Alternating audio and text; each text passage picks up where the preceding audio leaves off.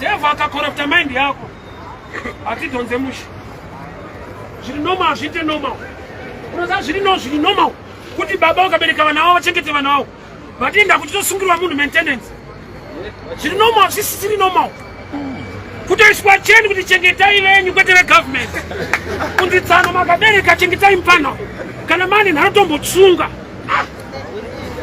izvezvi so mumwe kutoti uende kumusha kutaendeswa nehoriday yauya haufunge kuti wakaberekwa kana unopaparidzwa so kuti ashuwa noenda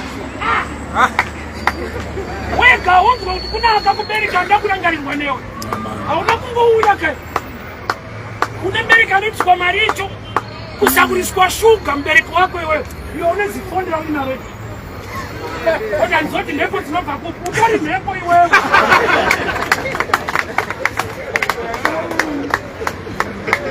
namatribu washa vanhu kumba kwedu vanoshereketa ndiwo uri kutoshereketa foni yese amai vako vanosakurisirwa shuga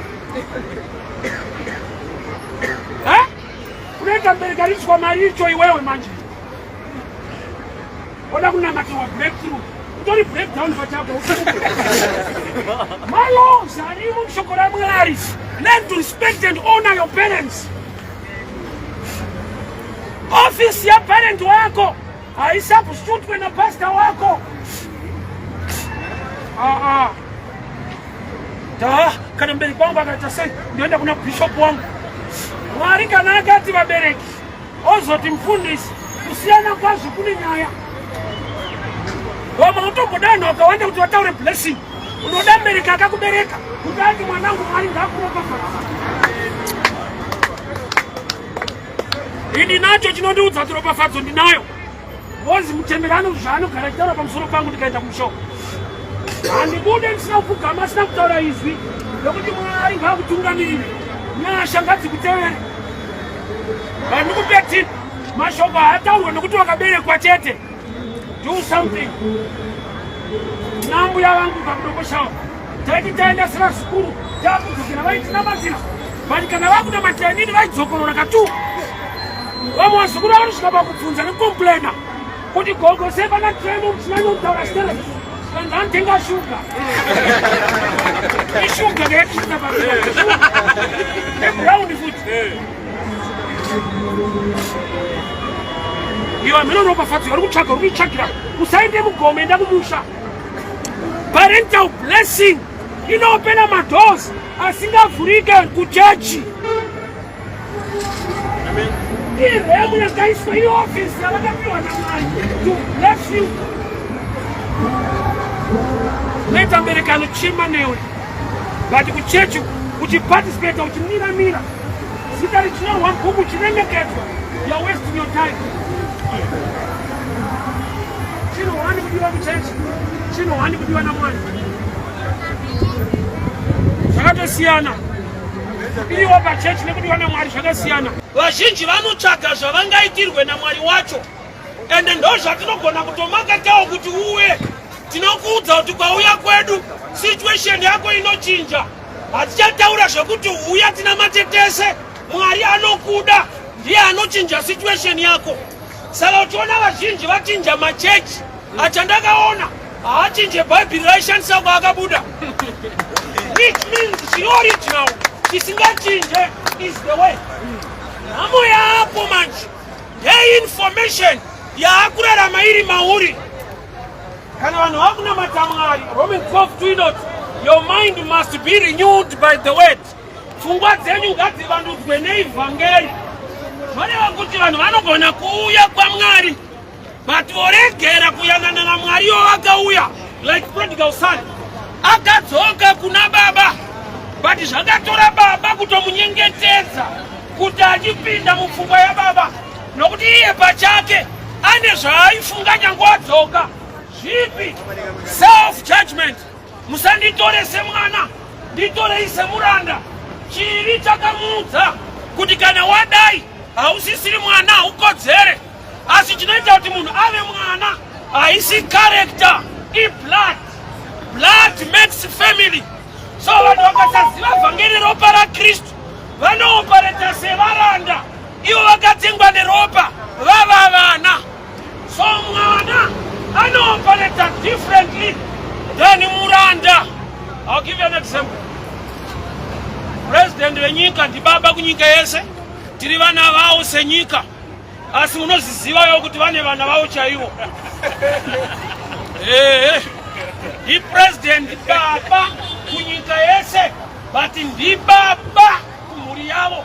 Saka zvavanoitira vakomana vavo vaye nezvavanoitira isusu hazvifanane. Why nokuti umwana hwacho wane malevels aripo, pane hweropa nehwebasa.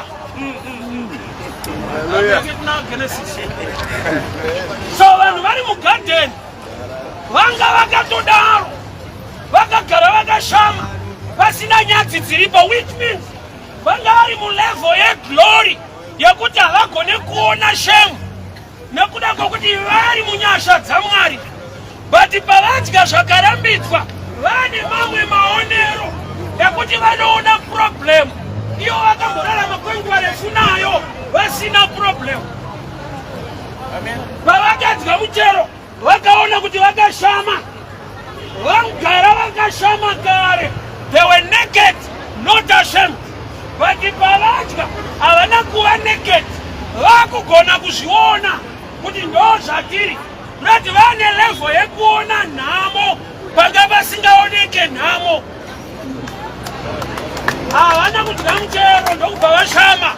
Pavakadya muchero vakaona, they discovered kuti tiri naked, which means vasati vadya they were naked, not ashamed. Zvinorevei?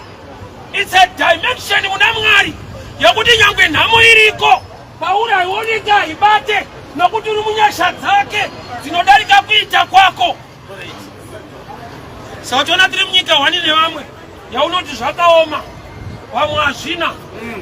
Ndo reality yelife bururu. Usazvinyepere paunoti zvinhu zvakaoma, ukanzi zviri sei usati zvakaoma iti ndakaomerwa. Hauna kunzwa kuna vamwe tsana vari kutengera vanhu moto ngemadomasi. Havana kuomerwa, takaomerwa. Nyika imwe chete, my levels nema-dimensions are different. Paunofunga kutiza kuti dai ndaenda mhiri. I always tell people this. Paunofunga dai ndaenda mhiri, ifungwa hayo yakati nakei. Asi unoziva here kuti kana kuenda kwa UK kuri kuenda overseas. Kubva ikoko uchiuya kuno, kuuya futi overseas. So it's not about a place, it's your mentality in that place. Paunotoshuvira kuti dai ndaenda, transfer haisi change of mind, it's change of place. The same lizard in Africa, ikatakurwa to UK, it's another lizard in UK. Mentality yako ikasashifta, ndo pane nyaya hombe. So the devil chaakaita akarega vanhu vachipinda chechi orega kupindwa naKristu. Amen.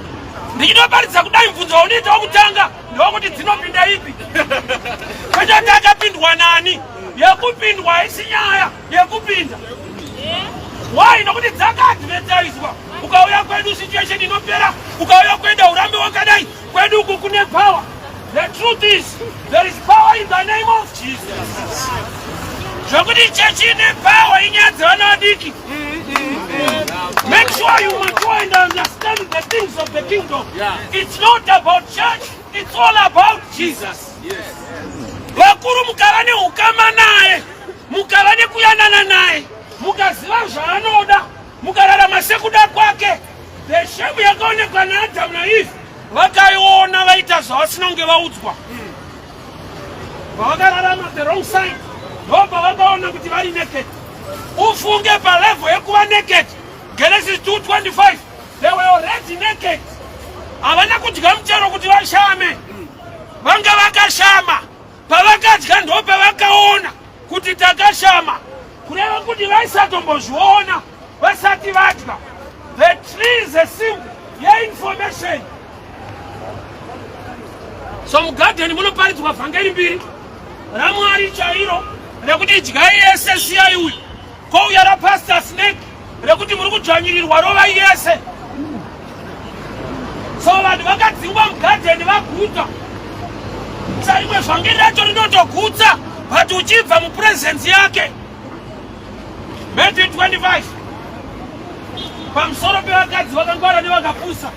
Vane one thing in common vese, dzaiva mhandara. Uchene discipline yanga iripo, but revelation was missing.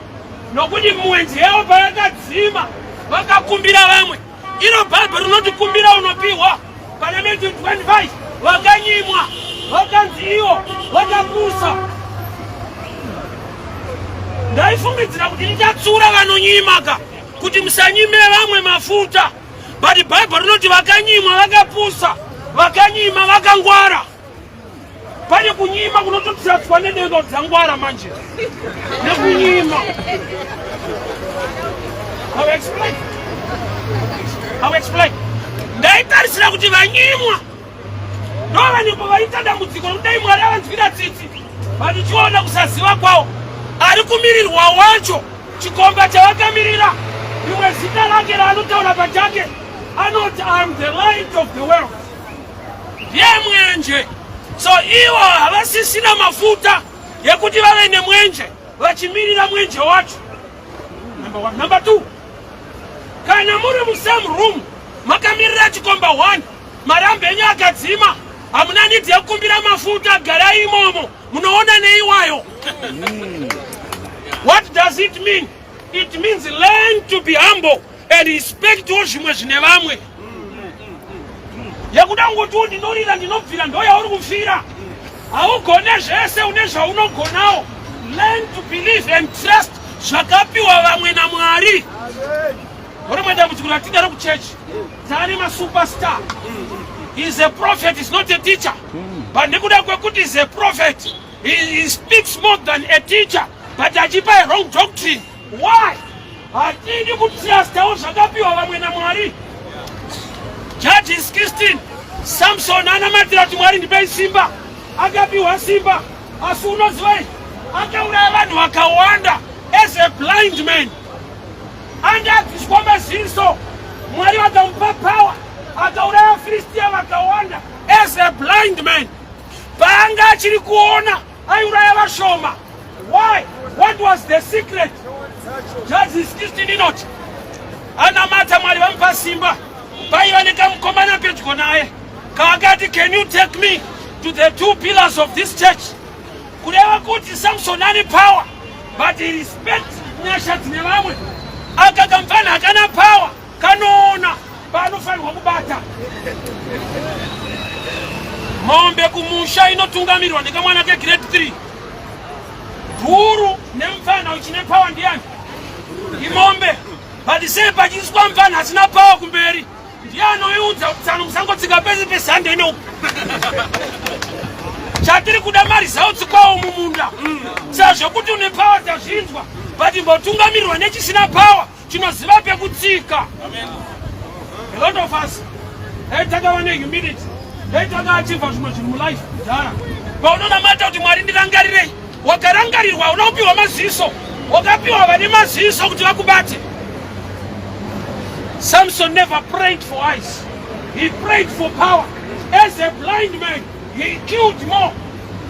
Say akugona kuita mari zautsi ari blind. Iye aine power. Akatrust munhu asina power. Anoziva pekubata. There was a young man who akati, take me to the pillars of the church. Samulai zviriko. Kune vanhu vasina kufunda newe. Vanoita kuti ufunde kwako kuve nemari zautsi anobatika.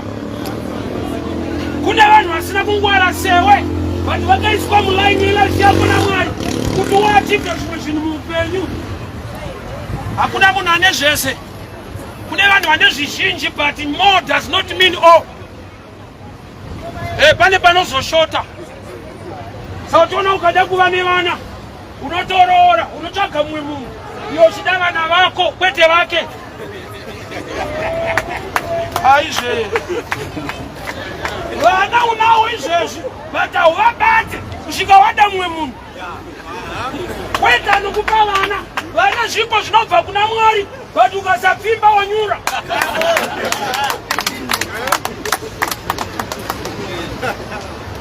So in life, sauchiona even Adam akapiwa a prophetic message. Be fruitful, multiply. But multiplication haitike.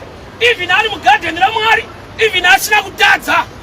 Remember kuti Mwari pavakati hazvina kunaka kuti munhu ave ega. Vaitaura munhu ari mugadheni asati atadza kuti pane chisina kunaka. Jehovha vamupa mubatsiri izvi. Ndakati imwe mistake yaAdamu. Nyaya dzaitika mugadheni vakubvunza zvafamba sei. Blame game. Mukadzi wamakandipa. Mashoko ewayo haasi kungotaura zvirodinari. Ari kutowanzira Mwari wacho kuti munongotipawo zvisina kurongeka. Mukadzi wamakandipa is blaming God kuti makungonza imwe type inotirasisa. But the statement here say iri wrong. Hazvinzi mukadzi wamakandipa. Problem yako Adamu. Wakaona mukadzi achiunzwa hauna kuona achitorwa mauri. Aifanira kuti mukadzi wamakandidzorera. Because kuti umuwane Mwari vakavatisa Adamu hope huru vakatora mbabvu maari. Kureva kuti the missing wife was inside the man who was lonely.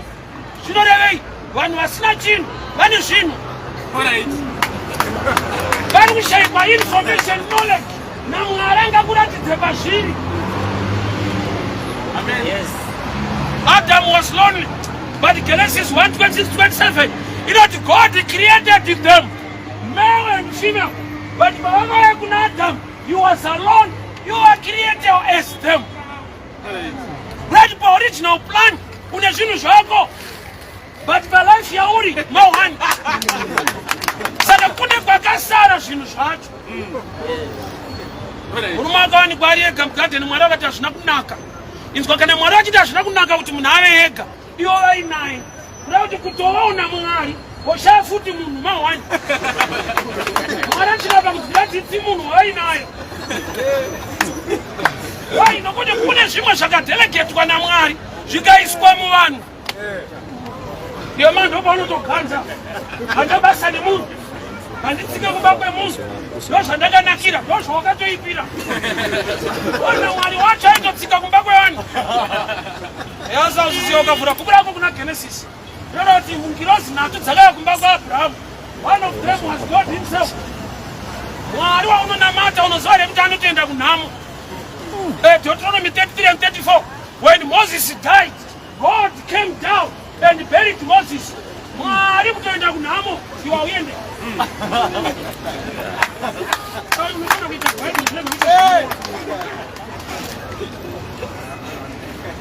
Kuna Genesis.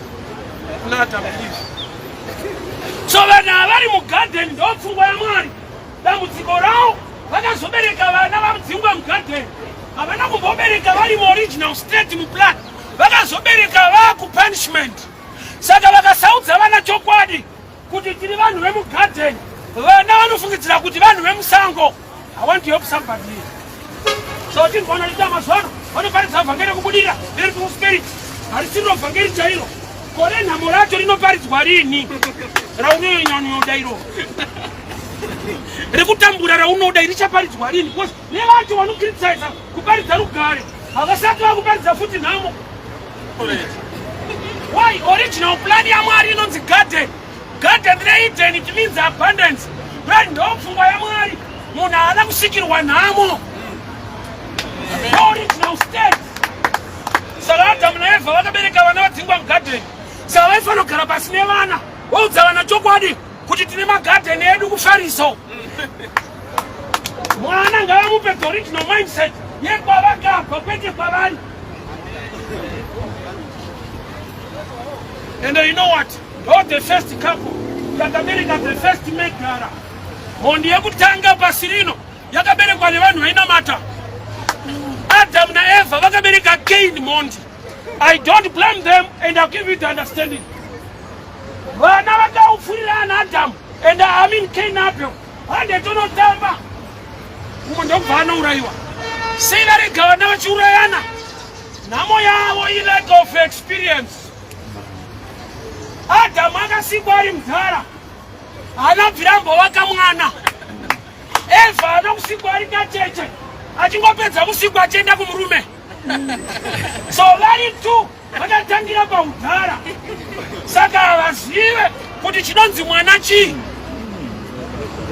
There are things you only know by experience, not by intelligence. Amen. That's why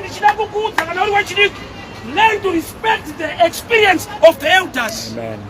Kana madhara ukataziya anakungwara chinhu chakati vakagara mutime machiri experience chiri so important. Tinangodaro tine zvita zvatakuita mazuva ano, but to be honest with you, there is nothing new under the sun. Zvaitwa neimwe nzira chete.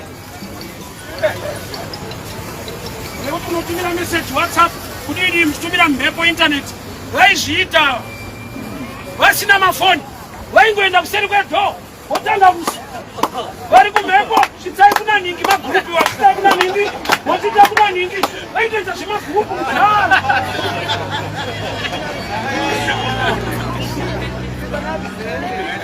There is nothing new under the sun. Maybe the style can be different, but the real thing is the same. So Adam and Eve, America the first Megara, because they don't have experience. Havaziva kuti kuva mwana kuita sei, kutamba kuita sei, vakasikwa vari madhara. Life, learn to respect elders because of their experience. Zvimwe zvese wakangwara, remekedza vakuru. Zvavo sana omwapfa nazvo. Svanza generation iyi ina mwari muzhinji. That is wrong. Handizvo. Hazvisi kuuya nekuda kwegeneration. Mwari anoti, in the last days, I'll pour out my spirit upon sons and daughters. They will prophesy. Hakusi kuprofita kwekuti tiri vatsvene. These are the last days. Amen. And Mwari ndowakati ndichazviita, kwete nokuti tiri right. Takari, you're not in the prophetic. It is dispensation in time chete. Hausi utsvene. Santona timu racho roprofita soma 1. Because when you shout, Mwari chai. It is dispensation in time. I see your holiness. So Adam and Eve, vabereka vana, vadzingwe mugarden. Saka vanofanogara vachiudza vana vavo kuti original plan yaMwari hakusi kudya cheziya. Kudya cheziya panga pachitotukwa munhu. Somebody came to me tiri kuna first. Ndamatirewo kudisi. Shoko rinoti murume achadya cheziya, ndiwanewo pekubuda ziya ndidye. Ndikati ndauchikota paitukwa munhu. Mwari vaitotuka munhu, kwete the original plan. Handisi kuti munhu anogara chete kuti adye. Adamu asati atadzira Mwari aishanda mukati. Saikushanda iriko, but eating out of sweat was punishment.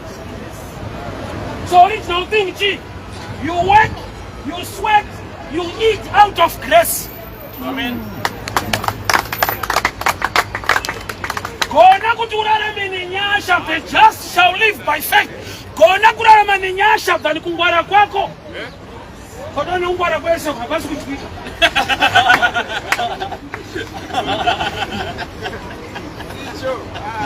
Matimona hachike kuchenjera. Every spiritual attack, hainaina kuti uri connected kunani. You are connected to great rich people and you remain poor. Asma connections, nyasha dzikashaikwa. No matter how connected you are, hazviitike zvakanaka. I always laugh ndichipa an example ye marriage. Kuti nozara ti issue yekuroora nekuroorana. Zvingori chigemu chenyasha dzaMwari akatanga nenyaya yewanano. Hazvisi pabeauty kana. Kubeauty hakuna. Dai waigona kufamba kana manheru kwaunogara iwewe, woenda kumashops kana kumabhawa, une katochi muhomwe so. Unoona timu riri patouchline ichivheneka kumeso. Uchaona kuti timu raifanira kunge riri mukati riri panze. Apa panze pane nyaya. Unoshama kuti vanhu vapanze vari kutsvageya. Wozotarisa mumba unosara isuwa. Chigemu nechenyasha. It's just the grace of God. Amen. Vakuru kungwara nekurongeka kushande kusvika munhu aina Mwari anomupa nyasha. They were naked and not ashamed. There is a love in God. Yekuti no matter mara hipo, but upenyu hwakanaka unenge uinawo. Why? It was blessing yaMwari.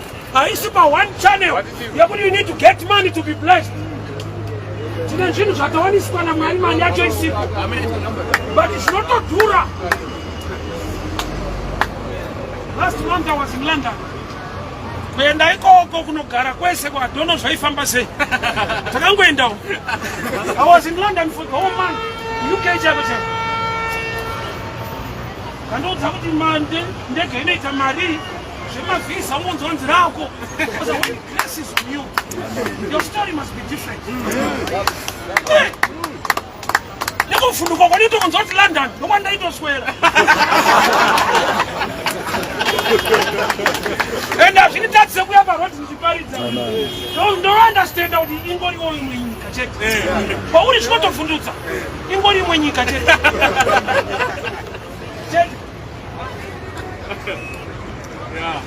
When grace is on your life, Usafunga with money, no channel makes your blessing is one of the ways. That's why Jesus Bada Boda Badam Telwetembe. I got to Makita Kunoraura. Kwenda kutaka bata howe atengeze. Baada bata howe yanga ine mali yacho kuyaipata raeka. Hata fura mkanwe mayo kana mimi mali. Sasa imwe mali yako haisikuwani. Ili instruction ya Jehova. Amen. Waunochekera nikuchema kwa you are wasting time. Zimwenyesha tabo kanango ni bautika zinotaura mwali. Ina baba wa taifa litatese kusenu 2007. Zene kutorase. Yeah. Chikarimu mfiu kanse. So Adam and Eve, they were naked, not ashamed. That gamchero. Dopa wakaona titakashama. Saka wana kushama nokuti vadya. Vanga vakashama. Vaitadza kuzviona nei. Glory of obedience. Yaikafa kuona dambudziko. Amen. Iyo unoshama kuti nyika yoda kutiza kuna rutoya kuno. Ndege painolenda kuairport haisi kudzoka nemazimba chete. Kuna rutoya kuZimbabwe kuri nani pakunouya. Unobatira kana uoneka tatizo. Ai Mwari atiwandira nyasha. The same God we Canaan is the same God we Goshen in Egypt. Amen. God can give you a grace. You can be in Egypt, but uneka subtitle cannot be Goshen. A better life put in the midst of slavery. Kuchema kuti ningadi. Kune nyasha dzekuti vina chidaro. Mwari anokupa favor. Amen. Avarui wanyanya kuroika iwewe. Hausere kuti kune nyasha dzamwari dzekuti dzikakuputeredza. Nevaroi vacho vanorizaina basa. Oina kuti atistraive masiwo kuti ave nekuneteka urava ruivese kwamasiwo. Masimu. Ende vamwe vacho futa muna kuroiwa. Ukaroiwa undarika zvauri. Varoiwa ukamusha vakakunzwa unozvikuwadzisa. Unokuroiwa.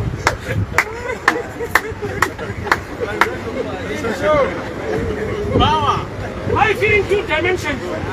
The spiritual dimension and the physical. My laws are physical, kama breaker. Even usina kuroiwa, pasina zvawashereketerwa, life haifambi.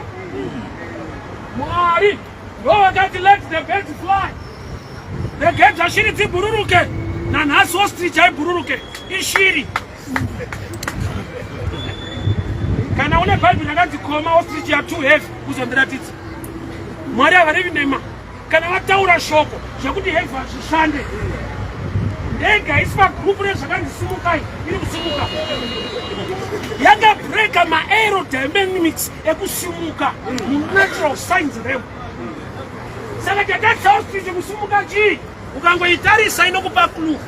Yakasimba kweso chidiki chii baba dzikasadhonza musho wakuwara.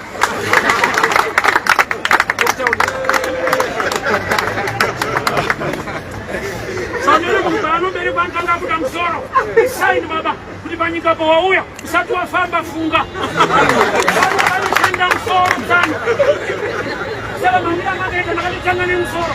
Manja thinking. Bhaibheri harinambidze kufunga. Rinoti musafunganya. Do not want. Ariti, do not think. Brain is a gift from God. Chimwe zvaunokuita zvakasikwa naMwari hazvina kusikwa, zvakaitwa nevanhu vakasikwa nokuti vanofunga. Mwari vakasika nyika, vana kusika joiner city. Ichi ndo chinonzi thinking ichi, haisi creation. Saka mind yako ikaita expand, unoita zvikuru, unoita zvaunoita ichi. Miti yauri kuona haisi yakasikwa. Bhabha rangu rinoti Mwari vasika miti vakaisa word of command inoti kuti a seed will produce after its own kind. Mbeu ichabereka maringe rudzi rwayo. Saka iyi yatanayo iyi result reproduction, not creation. Even vanhu vari panapa hapana akasikwa naMwari pano, vakasikwa mazita arimo Adamu naEva. Iwewe you are a result of reproduction, not creation. So kune zviri muremu iri spiritual creation, nezviri muremu thinking kana kuti reproduction.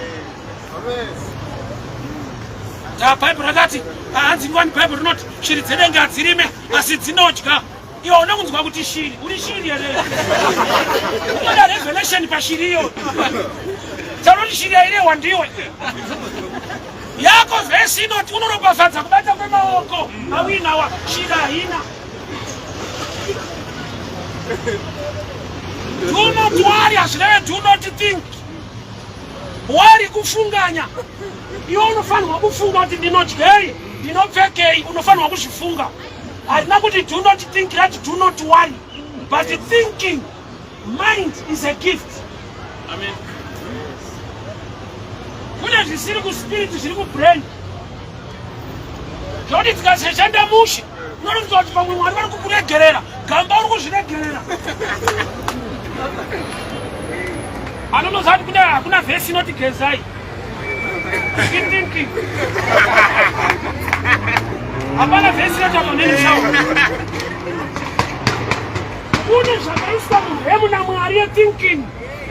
I remember tiri kuredio ndichibvamo kuti somebody akazi andinamatire darikira 40 ndachisatanamata ndimboverenga zvakanyorwa chipepa chacho. Chakanzi danger. Danger hachizikafu kuti ndokukuwadza. Iwe unotoda kuti paitwe zvemweya pathinking apo. Baba chikatoni chefodya chakatonyorwa zvirimo.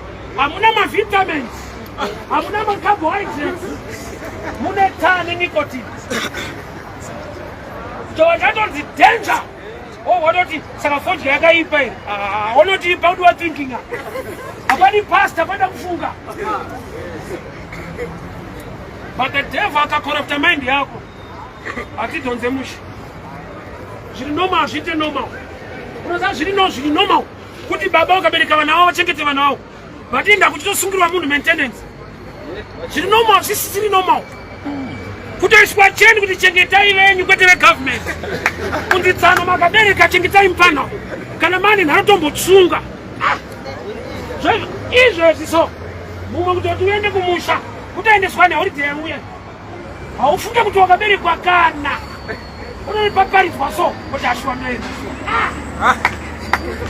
Wega wonzwa kuti kuna akakubereka ndakurangarirwa newe. Hauna kungouya kai. Unebereka notswa mari icho. Kusakuriswa shuga mubereki wako iwewe. Iwe unezifondera uinawe. Kota ndizoti mhepo dzinobva kupi. Utori mhepo iwewe.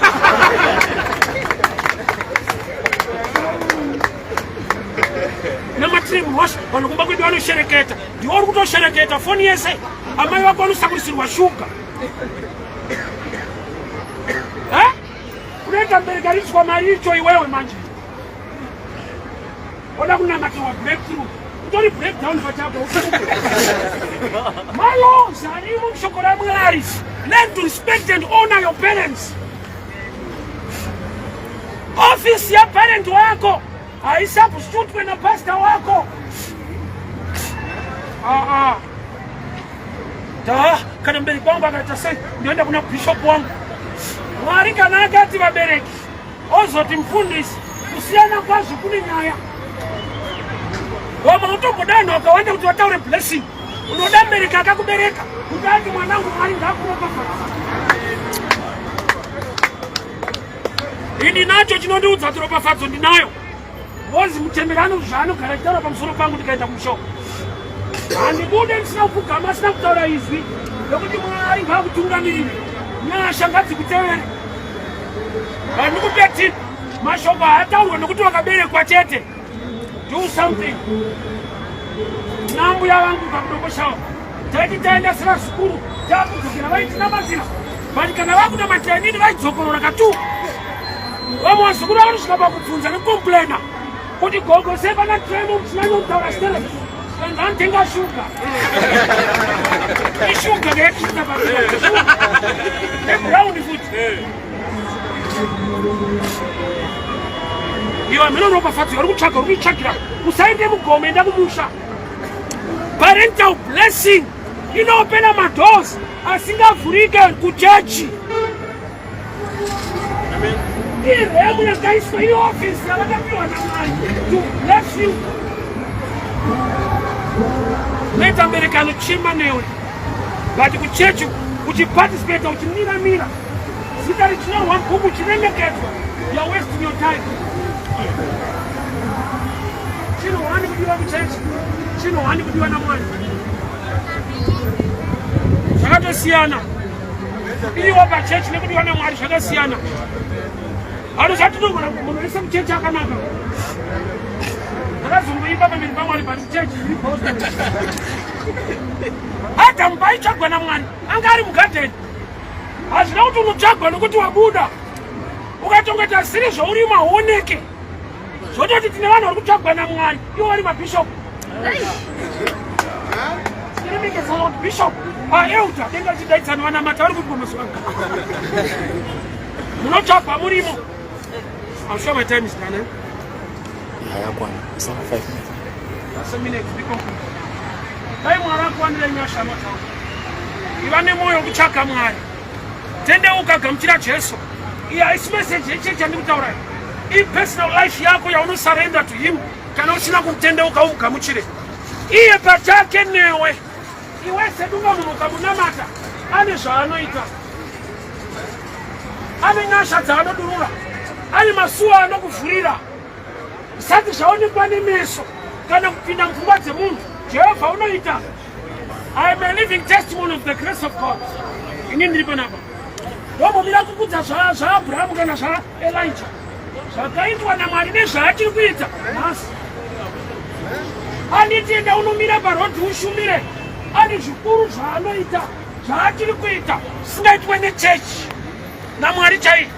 Zvaunotoona kuti uyu ndiMwari haisi komiti yechechi. Chokunamata.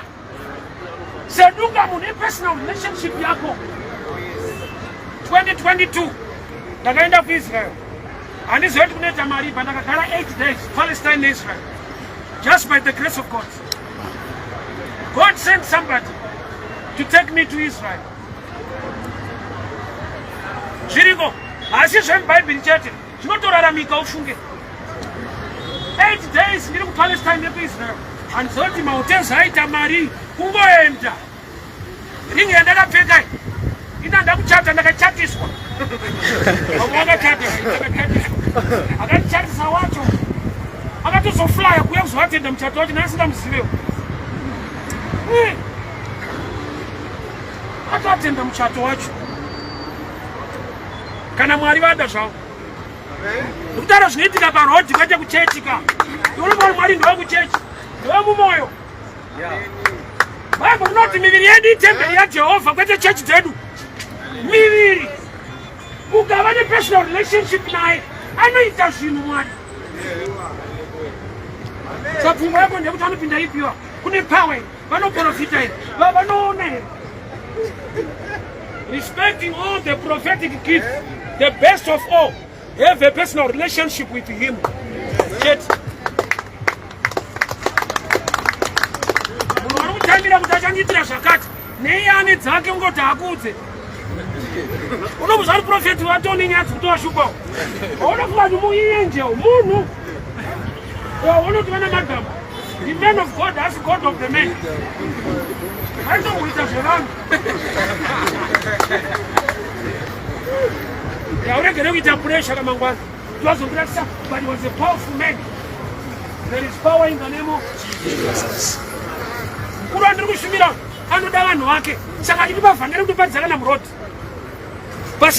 Protocol, respect whatsoever.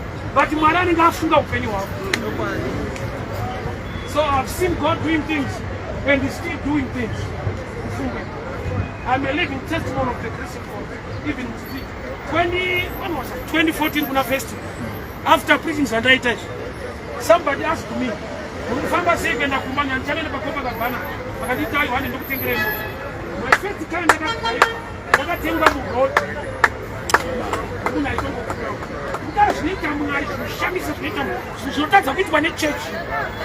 imagine church can tell you this motor, but it's a noise.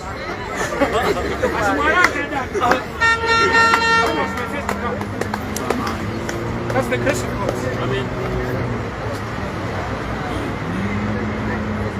I've been all over. Manchester, Coventry, Luton, Brighton, London. I was all over. That's my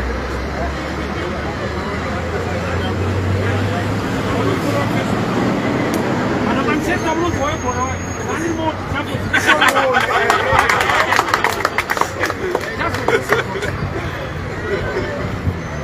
Can I never watch it all day? And you know. Can they not run and go down to the way to be? I'm not going to Manchester. God is so faithful. God is so faithful. No matter what, test the blood of God in this life. You will testify, you will not regret. I can not come forward. I mean, don't know it. I will not matter what I could. Not for God so love the world, not the church. He loves you so much. Unashakanaka shaka kuchengetera. Shano rifilabet, ukamuokama, ukauya kwani. Practical son. Baka toka kumba semba boka ura mombe. That was a sign. Yabuni baka mbopapamba chienda. Anga siya mombe. Nukutaka piwa shaka takura. Mombe aikwane mpeki. Ukabakwa unarala mwishushoma. Kana uri presence yake unosangana neshakakura. Ana kutakura mombe kai kwani mpeki. Akangopiwa zvakatakura akaenda. Paakadzoka baba vangu vakumuratidza kuti vakuru mukaenda kure nesu munokuwara. Let me pray. Father, we thank you for your word. Thank you for speaking to us. Nyasha dzenyu natitaura kuvana venyu. I've also testified to him your goodness and your faithfulness. Tidururwa nyasha muupenyu hwavo. Muzorora rino Mwari festive season. Protect them. Protect their families. Mweya wamaaccident ngaushayiwe simba. Vachengetei vanhu venyu Mwari. Vapei nyasha vagonesei. Mweya yakaipa inoda ropa. Inotaura ropa raJesu. Ivachengete. Muzita renyu Kristu. Amen. God bless you.